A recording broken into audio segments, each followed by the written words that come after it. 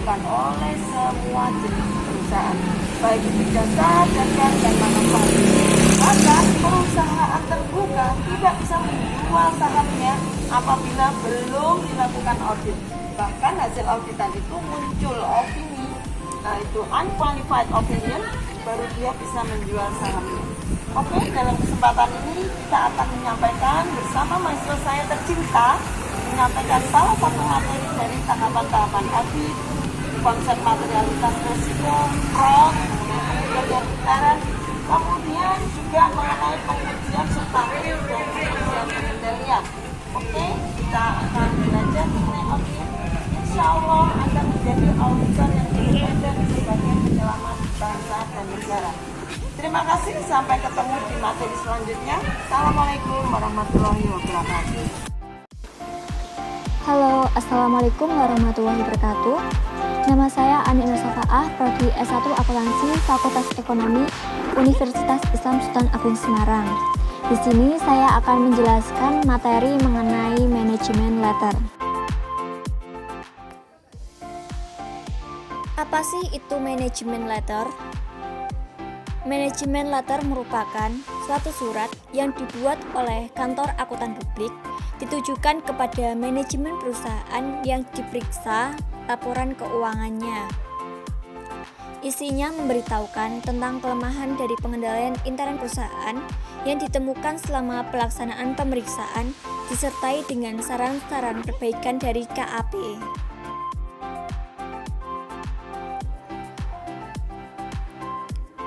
Untuk mempelajari dan mengevaluasi pengendalian intern, akuntan publik bisa menggunakan Internal Control Questionnaire, Flowchart, dan Naratif Memo.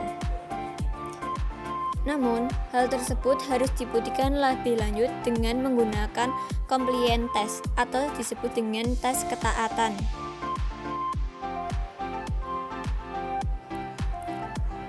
Compliance Test dibutuhkan untuk mengetahui apakah transaksi-transaksi perusahaan diproses sesuai dengan sistem dan prosedur akuntansi. Dalam Compliance Test, apa saja sih yang harus diperiksa? Yang harus diperiksa adalah 1. Transaksi pengeluaran kas, 2. Transaksi penerimaan kas, 3. Transaksi penjualan, 4. Transaksi pembelian, 5. Transaksi pembayaran gaji, 6. Transaksi koreksi. Yang harus dilakukan setelah melakukan compliance test adalah akuntan publik harus menarik kesimpulan mengenai kebaikan-kebaikan dan kelemahan-kelemahan yang terdapat dalam pengendalian intern perusahaan, terutama dalam pengendalian akuntansinya. Kemudian, kelemahan-kelemahan yang ditemukan saat pemeriksaan harus diberitahukan kepada manajemen perusahaan dan diberikan saran-saran perbaikan dalam bentuk surat yang disebut dengan manajemen letter.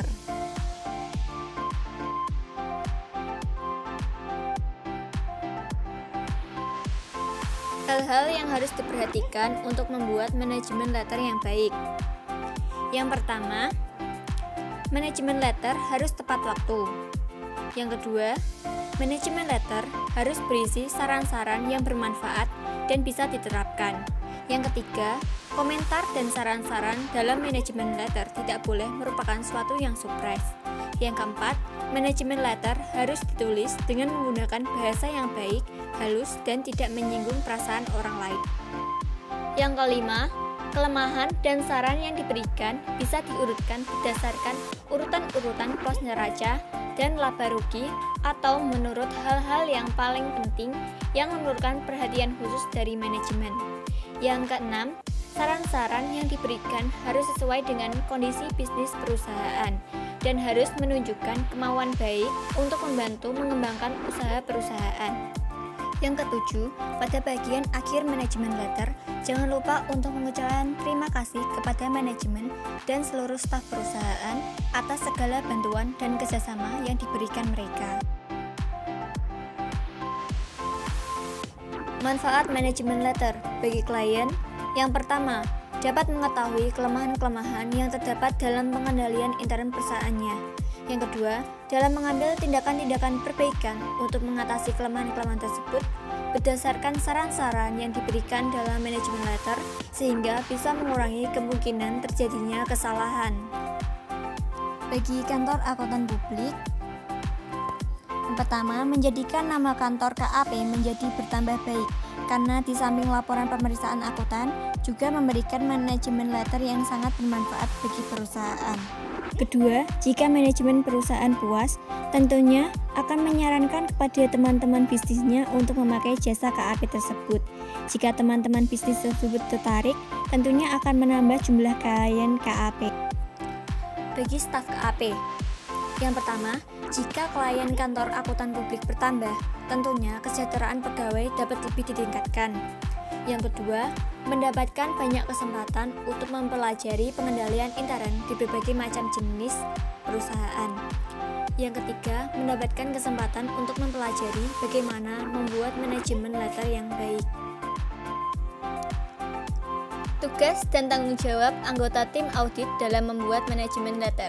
Yang pertama, asisten auditor bertugas mengumpulkan data dan informasi yang terdapat dalam pengendalian intern perusahaan, baik mengenai kebaikan maupun kelemahan pengendalian intern. Yang kedua, mendokumentasikan data dan informasi tersebut beserta fotokopi bukti pendukung dalam kertas kerja pemeriksaan untuk ditelaah lebih lanjut oleh senior auditor. Senior auditor bertugas yang pertama menelaah kertas kerja pemeriksaan yang dibuat asisten auditor, khususnya yang berkaitan dengan informasi mengenai kelemahan pengendalian intern perusahaan. Yang kedua, mengumpulkan hal-hal yang bisa dimasukkan dalam manajemen letter sekaligus menyusun konsep manajemen letter. Yang ketiga, mendiskusikan konsep manajemen letter dengan bagian pajak dan manajemen servis. Yang keempat, menyerahkan konsep manajemen letter kepada audit supervisor atau manajer untuk ditelaah. Yang kelima, setelah ditelaah oleh atasan, selanjutnya melakukan perbaikan-perbaikan yang diperlukan. Tugas dan tanggung jawab audit partner. Yang pertama, menelaah dan mengedit konsep manajemen letter, mengusulkan perbaikan-perbaikan yang diperlukan kepada senior auditor. Yang kedua, menyerahkan konsep manajemen letter yang sudah diperbaiki kepada audit partner untuk ditelaah.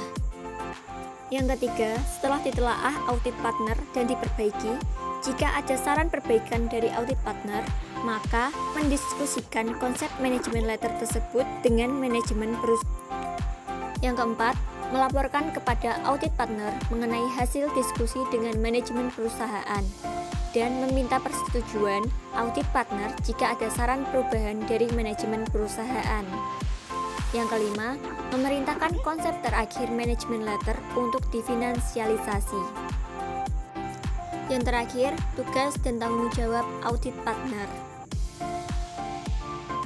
Yang pertama, menelaah dan mengedit konsep manajemen letter yang diterima dari audit manager dan mendiskusikannya dengan audit manager dan jika perlu dengan audit senior.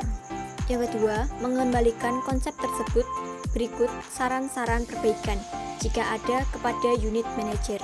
Yang ketiga, menelaah kembali konsep yang sudah diperbaiki, kemudian meminta audit manager untuk mendiskusikannya dengan manajemen perusahaan. Yang keempat, membahas dengan audit manager hasil diskusi konsep manajemen letter telah dilakukan oleh audit manager dengan manajemen perusahaan. Akhir, menandatangani manajemen letter yang final untuk dikirimkan kepada manajemen perusahaan.